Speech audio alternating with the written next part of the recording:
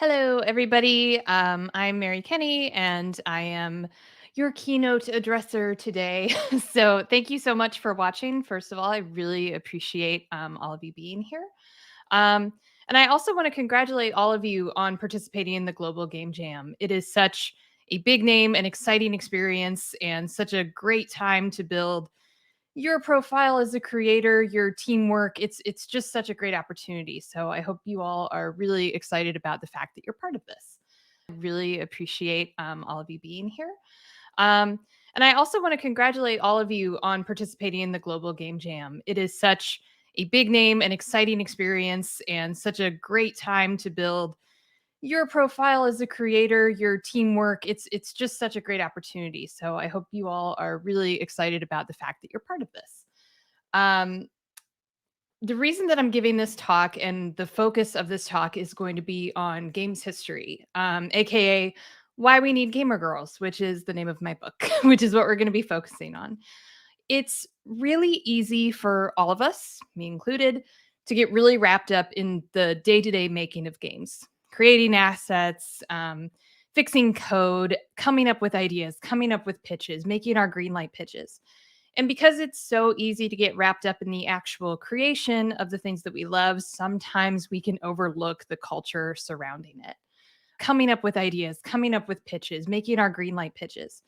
And because it's so easy to get wrapped up in the actual creation of the things that we love, sometimes we can overlook the culture surrounding it.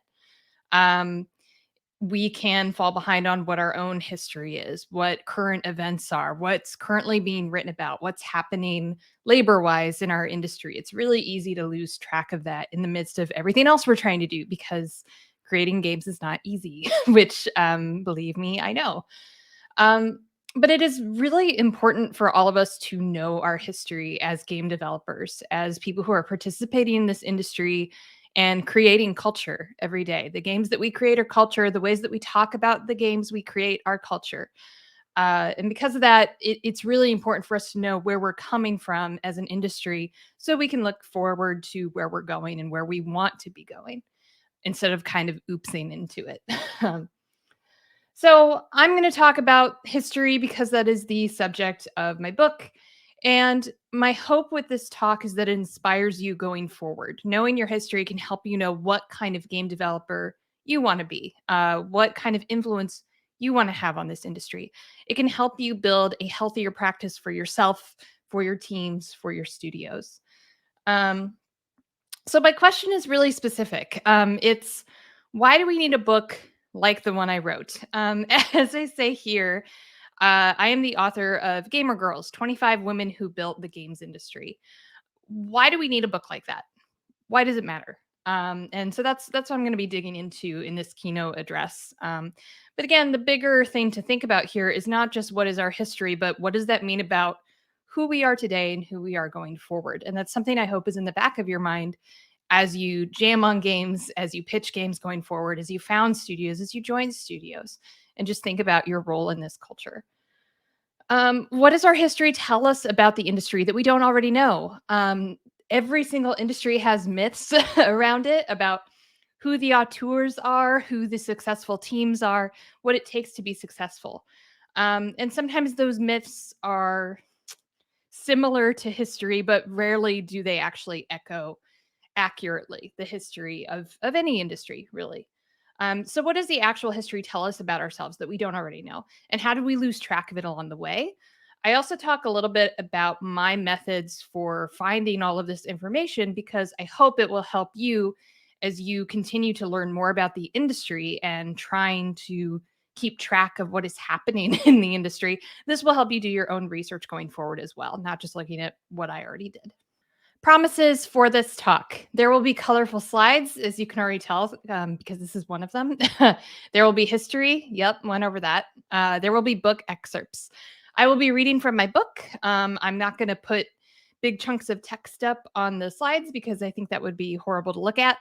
But just as someone who doesn't love reading big chunks of text on a presentation, but I will be reading from the book, and you are always welcome to pick it up if you like what you hear.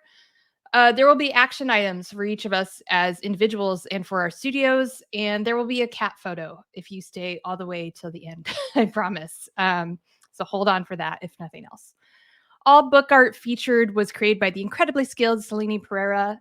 Selene was the illustrator artist of Gamer Girls, and so all of the art that I'm featuring comes from Selene. So Selene is great. So who am I? I am the author of Gamer Girls. I am a senior writer at Insomniac Games. That's my day job. That's what I spend the majority of my time doing. I am a comics writer. I've written Godzilla, My Little Pony, Read Only Memories, all sorts of things for IDW, primarily. I am a lecturer at Indiana University in narrative design. I teach it usually once a year. I was a Forbes 30 Under 30 in Games in 2020 and a BAFTA Breakthrough, and I'm a current member of the Game Awards Future Class. So those are all things to know about me. If you did not know who I was, that is who I am and why I am talking about this subject. What is this book and why does it exist? Like I said, this is specific to my work and my scholarship and lecturing and all of that, but it is also important because I want to talk about what I'm talking about really here is history and culture, and that is something that you're all part of by participating in the Global Game Jam. So what is this book? Why does it exist? It's a collection of 25 biographies of women whose work shaped the industry that we know today. It is by no means an extensive list of all of the influential women who have ever worked in the games industry. There are hundreds. It would be a much longer book. This is really focusing on women who were part of the industry in its earlier days, who were really part of shaping it before it was what it looks like today. So that is the focus of the book. That is how the research went into the book. That is how it was pitched. An even shorter pitch would be people whose names diehard video game fans should know, but don't always. Some do, but in some cases, even really hardcore gamers had never heard of some of the people in this book, and that is what I was trying to correct by writing it. The earliest biographies that you will find in this book begin in the 1960s, which may seem early to you because it is, and we'll go into that a little bit more later. And they worked through the early 2000s. They were writers, producers, designers, programmers, artists, puzzle designers. There is a very wide range of people who appear in the book, which was also really important to me. I am a writer in the games industry, and writers often get a lot of love from the press, but we are by no means the only members of a game dev team. As any of you, again, participating in this jam would know, it really takes a multi-talented, multi-skilled team to build a game. And so it was important to me to really capture that in this book with these profiles. It's written for teenagers. It is a YA book, and I wrote it specifically for people who want to break into the industry, written as accessible to them by telling them, again, the industry's history. It was important to me. It is important to me to make this a book that anybody could pick up if they have the slightest interest in video games. I didn't want to throw a bunch of terminology at people that they might not be familiar with. Even stuff that we use on a daily basis, it's fairly simple. Words like engine and, and things like that can be it can be hard if you are not familiar with the industry already. It can kind of feel like unnecessary barriers to your understanding. So I wrote it in a way where I'm constantly defining terms. I'm trying to deconstruct jargon, and that is because I want the number one goal of this book is to invite people into the industry, to get people to understand the culture of our industry, the truths about our industry, and then be able to go forward from there in how they view the video game industry going forward and themselves and their role in it. So to talk about why this book exists and dig into that history, it's easiest to start with the pitch. Which I worked with Eric Smith, who is a wonderful, wonderful book agent at PS Literary. Highly recommend him if you are a writer who's trying to sell books. Eric came to me initially because he had seen my work as a game dev and said, we need a book like this. We need a book that highlights women's role in the industry. And I went that book has to exist already. There has to be a book that is a history book that is focused on this. But there wasn't. I did the research and there was not specifically a book that focused on women in the early days of video games who were helping shape what is now the culture of video games. There was nothing like that. There was nothing that specific, and there was certainly nothing like that that was targeted to a YA audience. Everything that I was able to find was really targeted at adults, was much more, here are the facts, here are the dates, which is great and very useful and was very useful in my research. But we were looking at creating a book that really invited in a new audience that was not already invested in video games, that did not know what they were getting into with this culture, and that invited them in, right? So the transition from doing this research, realizing that this book was necessary, really also came because I did another talk, much like I am doing now. So I'm going to read a section from the book, from the intro of my book. So here we go. A few months before I started working on this book, I was asked to speak at a game design boot camp for teenage girls. Yes, I thought, more young women in the games industry. I video conferenced in. They were in the Midwest and I lived in California at the time. I put on a wide smile and introduced myself. I talked about what a game writer does, which is everything from pitching level ideas to character arcs to writing dialogue. I gave an overview of the production process. I talked about portfolios, skill sets, and going to college. I outlined the importance of teamwork, collaboration, and humility. Then, when I was through my spiel, I asked if anyone had questions. Hands shot up, and I was thrilled. I couldn't wait to talk more about the industry and the projects that I love. Question 1. Could you tell us about Gamergate? Followed by, has anyone attacked you online? Then, doesn't the harassment make you want to leave? I could feel myself deflate. Is that all they wanted to talk about? Online harassment campaigns and hate mobs? The purpose of this book is to show that any girl can be a game developer, but as I was writing it, I had to face a simple but devastating question. Do I believe it? Yes, is my knee-jerk stubborn reply. My more measured version is yes, but there are obstacles, and often unfair ones. On my worst days, days when I feel strung out, deflated, and gritty with tears, my answer is sometimes. There are a few things that will reduce me to sometimes as quickly as Gamergate and the toxic spaces it left behind. This isn't a book about Gamergate, but in any discussion of modern games and the people who made them, it's impossible to ignore. Gamergate changed the way people live online and off it, especially in the slice of the world we call the video game industry. Death threats and harassing mobs drove talented developers away from the industry, subjecting underrepresented game devs and creatives, and those defending them, to an avalanche of abuse that still resurfaces. Women and gender nonconforming creators of color, in particular, were targeted by the attacks, but left out of the coverage that followed. At the core of the Gamergate mob was a question about identity. Who was allowed to be a gamer and who wasn't? For a small but vocal and aggressive minority, it seemed that if you weren't a white, cis, able-bodied man, you weren't allowed to be a part of games, either as a developer or as a player. As the Washington Post wrote in 2014, Gamergate is less a one-off scandal and more a long-term, slow-burning campaign. In other words, Gamergate is not going away. Despite its impact, very few people know how to categorize it, let alone stop it. Game studios have tried. The New York Times has tried. The United Nations, countless internet threads, game developers, conference talks, they've all tried. The results have been so frustrating that many of us, especially those who have been harassed by ex-Gamergaters, respond to questions about Gamergate with, can we talk about something else? So it took me a few moments to respond when the girls asked me about Gamergate.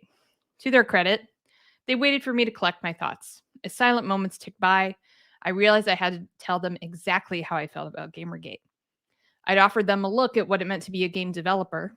That includes the fun things like launch parties, gaming conferences, and announcement trailers. But it also includes one of the cruelest, most defining moments of pop culture in the last 20 years.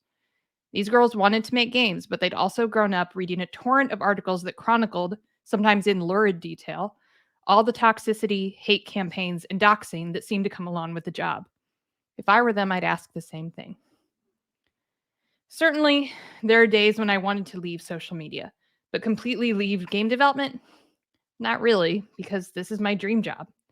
It can be difficult, like working in any field, but there's so much more happening behind the scenes than what players, even passionate ones, ever see. There is a lot more to that intro, but that you are getting the basic gist of how this book came to be and how my goals came to be, who I wanted to write it for, and what I wanted them to take from the book.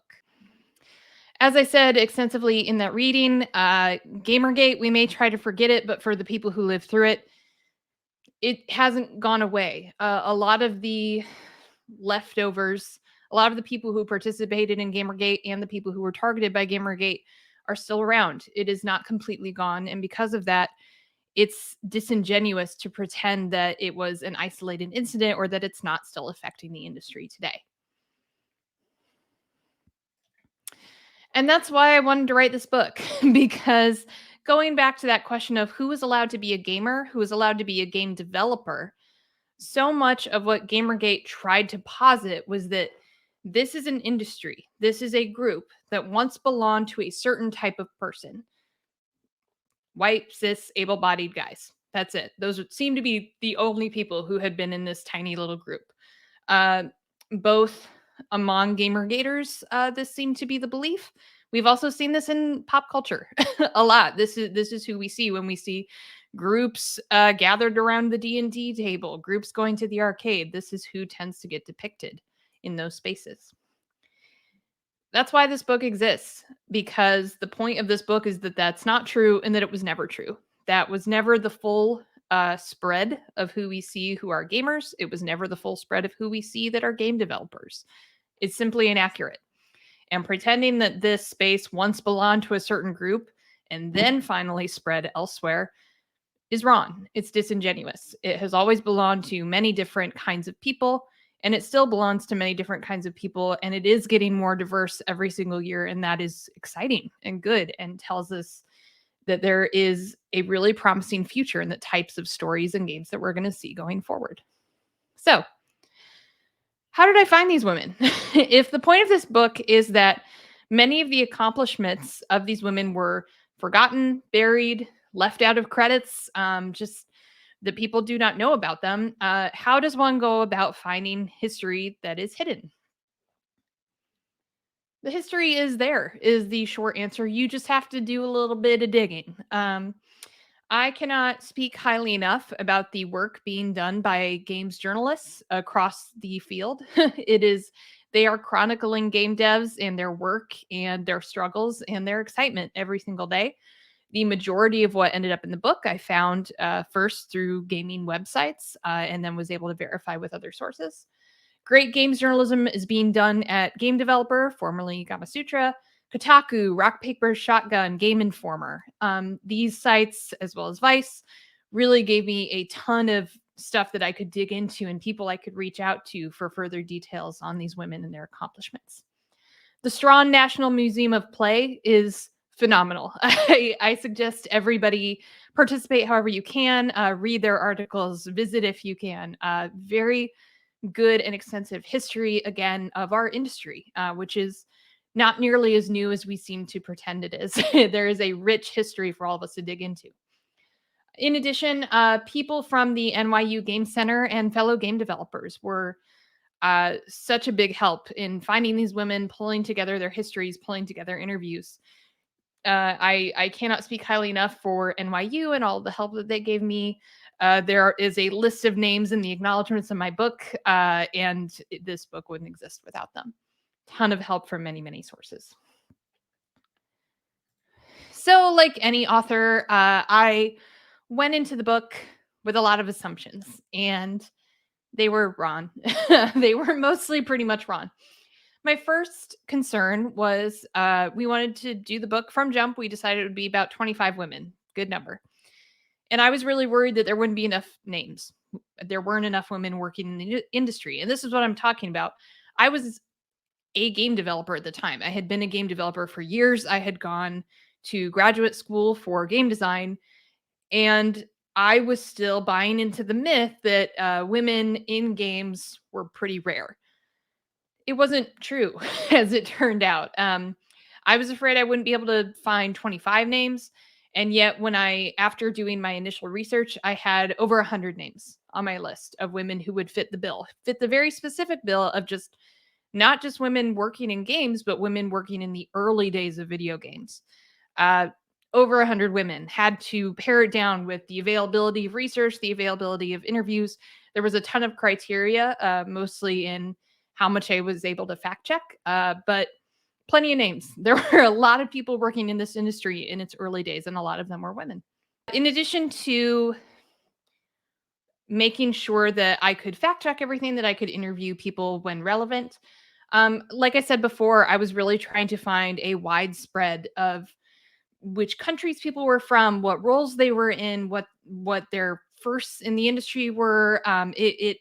That was all part of the paring down process. But if I wanted to write more books on this subject, it would be totally possible. There are plenty of women to choose from, which is really exciting when you think about it, even if at the time it was somewhat daunting. Another really important thing for me in the book was to write about history, not about idols. What do I mean by that? From the beginning, this was not a book about flawless people making flawless games that are perfect and had, perfect Metacritic scores. That would be difficult because Metacritic did not exist back in the day. But that wasn't the point of the book, right? I really wanted to talk about people operating the space who had a big impact on this space. And they had missteps, they had flaws, they had dreams, they had hopes, and telling their real stories, the good and the bad, and the moments where they struggled, that to me was honoring their stories and honoring our culture of video games without flattening those stories. I think turning people into idols is how we flatten history and we make it harder for us in the present to relate to it. But being able to tell the full story of each of these women and what they were interested in, what they were trying to do, what they believed about themselves in the industry when they got in, how that's changed over the years. That's how we really capture these moments in history that are part of our culture in the video game industry. So that was very important to me. In digging into their stories, I found a lot of surprises and I found a lot of common themes. So I'm going to talk a little bit about the surprises that I found along the way. And then I'm going to dig into some of those common themes. Again, as I'm going through this, as people participating in the Global Game Jam, as game developers yourselves, especially with the surprises, with the themes, I hope you start to reflect on your own journey as a game developer and where you want to go in your future in this industry. So, stories that surprised me, starting off with Donna Bailey and Mabel Addis. They are some of the earliest game devs to appear in the book, and they are early. And it surprised me how early they were. For Donna, she began working in games in 1980. For Mabel, she began in 1963. 1963, to some of you, you're going, what video game could you make in 1963? We sure were not on PlayStation 5 at that point. What was she making it for? And in Mabel's case, she was primarily a teacher. She was an educator, and she worked to create one of the first video games ever. She was the writer on it. It was an economic simulator, and she was writing the story that really got people invested. We often call that the narrative hook, even today. And she was writing scripts, and this audio was played alongside slides, and they were teaching kids economics using storytelling, using multimedia. So she is considered one of the first video game writers ever in 1963. So, like I said, one of the big myths about our industry is that there was a certain group of people who were interested in video games, either as gamers or developers, and later everybody else came along. Women, people of color. Later they strolled in. And that's simply not true. We're already seeing that Donna and Mabel and several others who are in the book were in this industry as early as the 1960s, as the 1980s, as in the 70s as well. So that surprised me. Aria Harvey is fascinating. A ton of talks that you can look up. I recommend watching them all. They are all very good. She has a great talk with the NYU Game Center that I watched several times while writing her chapter. What surprised me about Aria was that she primarily sees herself as an artist, and she's an artist who works in multimedia. So she was one of the earliest, artists in working in HTML in the early internet, and expanded that with her husband into working on games. And she and her husband's goal with creating these spaces was this interactive art, and that is what we're looking at with video games. Their work was not formulaic in any way. It was very unique. They were constantly challenging themselves to try new things. They're If you interact with their games, you will see it is so artistic. There's not a better way to say it.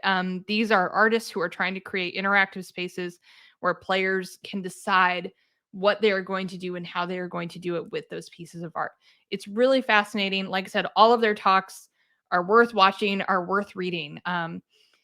She was a great example for me of somebody who comes into this from an art background. It's not just an interest in tech, it's not just an interest in coding, although that certainly became part of it, but she's coming in with this background in art appreciation and art history and creation that really shaped really artistic and thoughtful games, and that is another perspective that we don't always see in games, and yet it shapes our industry as much as anything else.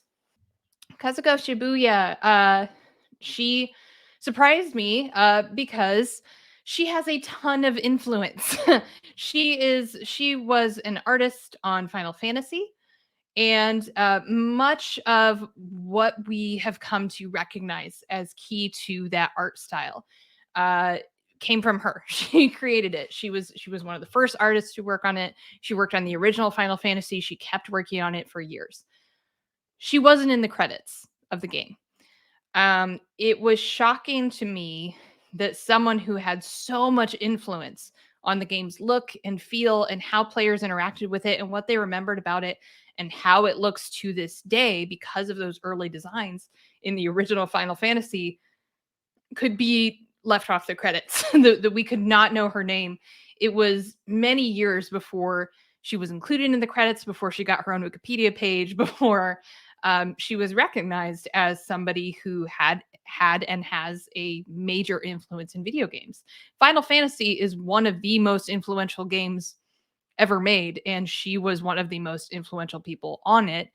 And for years, we did not know her name, and it was shocking to me that somebody who worked on a game that was a hit in the 80s could be forgotten so quickly.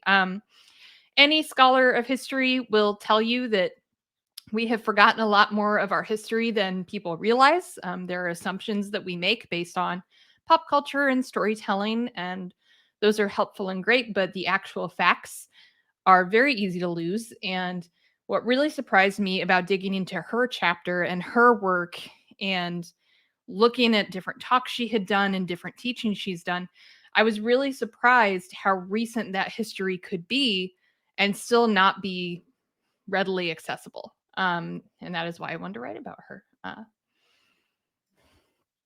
And then Danielle Bunton Berry. I knew about Mule, which Mule, which was one of her first major games that connected that was multiplayer. Danielle Bunton Berry's primary focus was multiplayer. She was very big on. I have a magnet of one of many of her awesome quotes on my fridge that talks about how nobody on their deathbed wishes they had spent more time alone in front of their computer. That was her mindset, and she created games to connect people. She compared it often to a family gathering around a board game. It Games can connect people. People play with one another. That's how they relate to one another. It's a great experience, and she did that with video games. And she was one of the earliest pioneers in multiplayer video games. Mule was fantastic. It is fantastic. It was a brilliant multiplayer game, but I didn't realize how prolific she was beyond Mule. She kept working for years and years with this focus on multiplayer. Both as a game dev, and she was also a speaker. She wrote extensively about her own experiences as a transgender woman, about as a game developer, as a parent. She wrote about all of this in her blog. Fantastic writer. Just one of the many people in this book who I did not get to talk to because she has passed away and had by the time I started working on this book. I would give just about anything to have been able to talk to her because her mindset about how to connect people with video games has so much in common with what I'm talking about, which is our culture of games and how we are creating culture with every single game that we create. Um, Another person who I recommend look up every talk she ever gave, look up her interviews, look up her blog. Fascinating stuff. You will learn a ton. She was an absolutely brilliant game developer. And so now I want to talk about some of the common themes that came up across all 25 of the profiles. And I really want to talk about this again because I hope you can apply it to yourself and your own practice as a game developer and your goals as a worker and laborer and creator, and in your studios. I hope you kind of keep these things in mind going forward with the kinds of games you want to build and the kinds of team environments that you want to build. Passion. We love this word in video games, both for better and for worse. Most of the people that end up making video games do it because they love it. They grew up with video games, or many people come into video games later in life and discover something they love. They discover something really fascinating about it. I have talked to many people who started in film or TV who didn't grow up with video games, but once they were introduced to them, were just floored by the creativity that goes into video games from everybody, for the creativity of the programmers and engineers and the creativity of the writers and artists and everything that goes into a video game. And that passion is it is hard to meet a game dev who does not have it in one degree or another. I say this from personal experience, but also definitely from writing this book. But what does that mean? That means it can be easy to take advantage of people's passion, to make them feel like they are not honoring their passion and love enough if they are not working at a certain amount for a certain amount of time, et cetera, et cetera. So, as a game developer and as a person leading teams, part of teams, you have to honor that passion.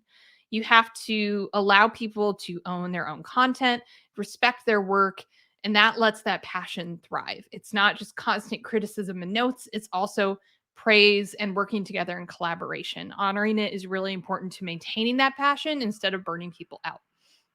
Don't abuse it. Burnout is going to come up a lot on this slide. Burnout is the antithesis to passion. Burnout makes people wonder why they cared and why they loved the industry that they were planning to be a part of.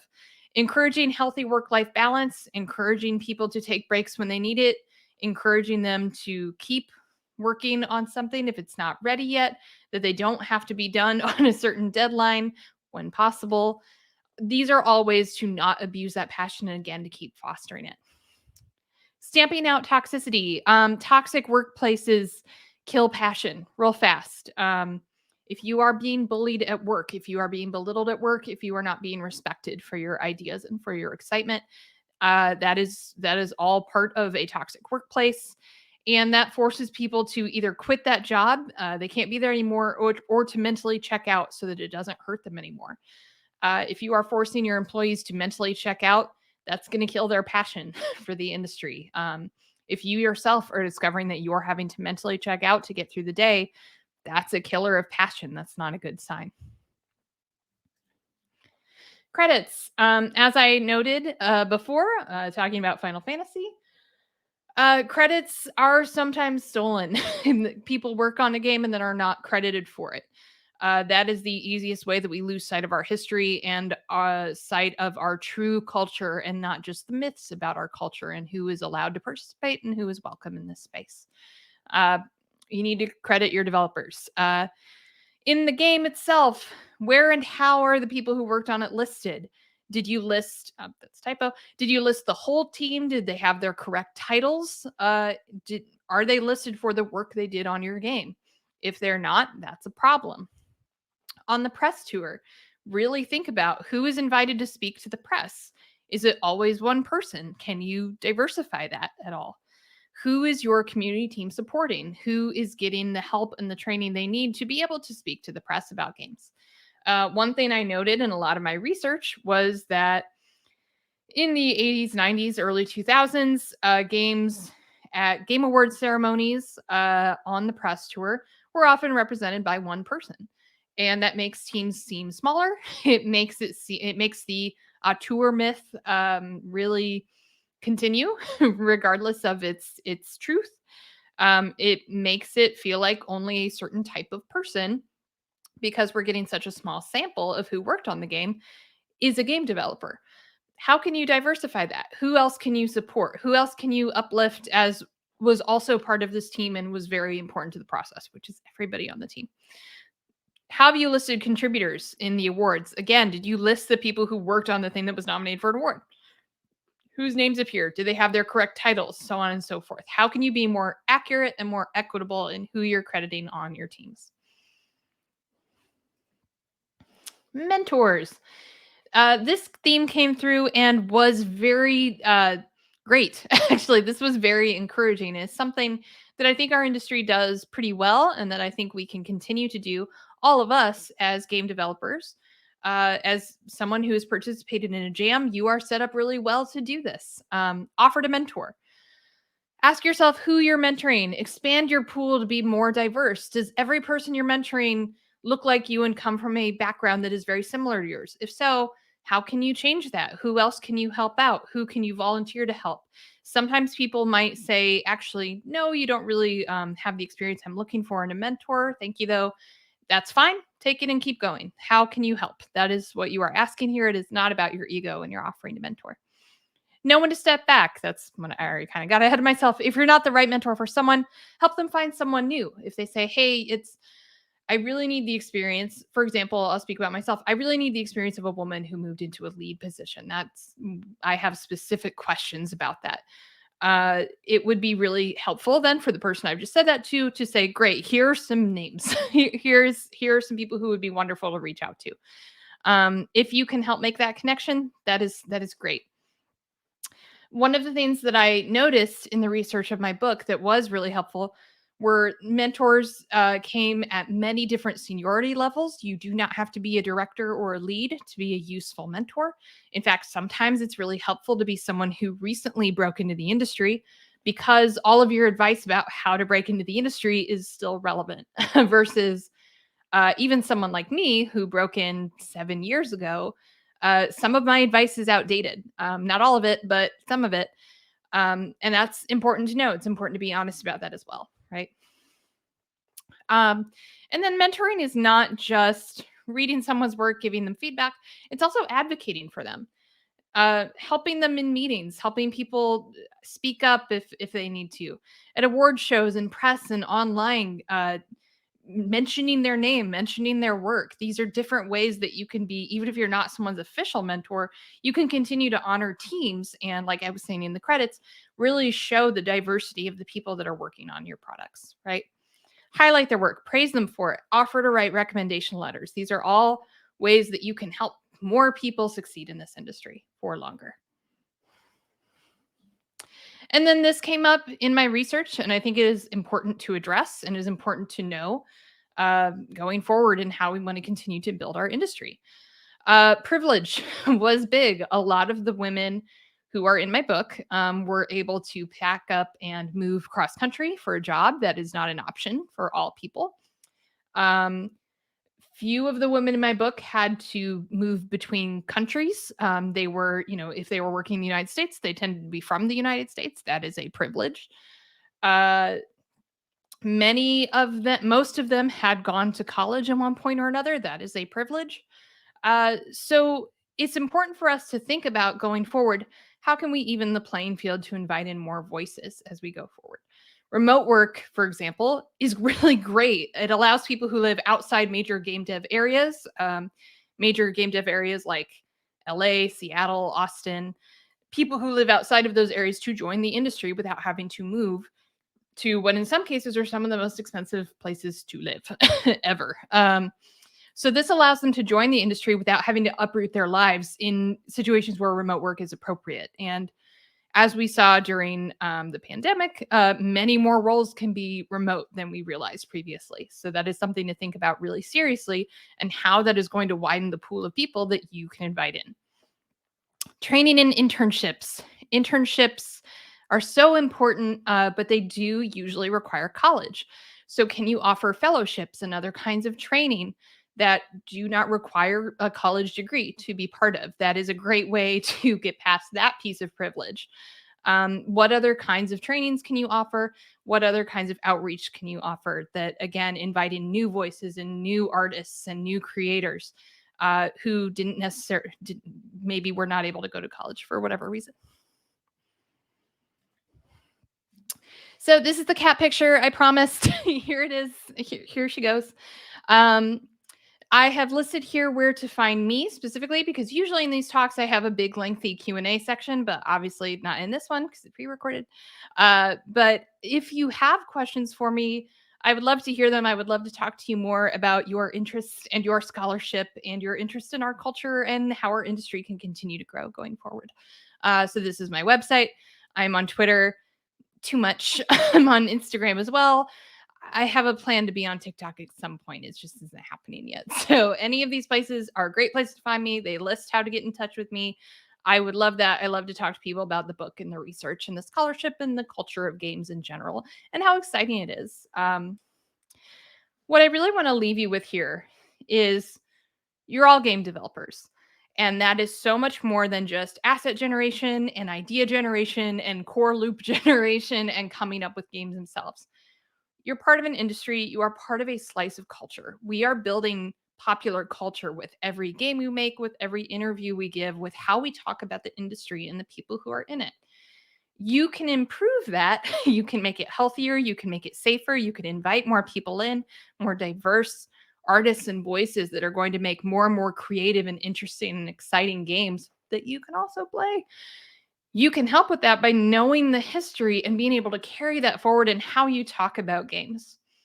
Uh, and that's it. That is the point of this talk. This is our history, and that is so exciting for where we can go next as devs. Thank you so much for listening. You're the best.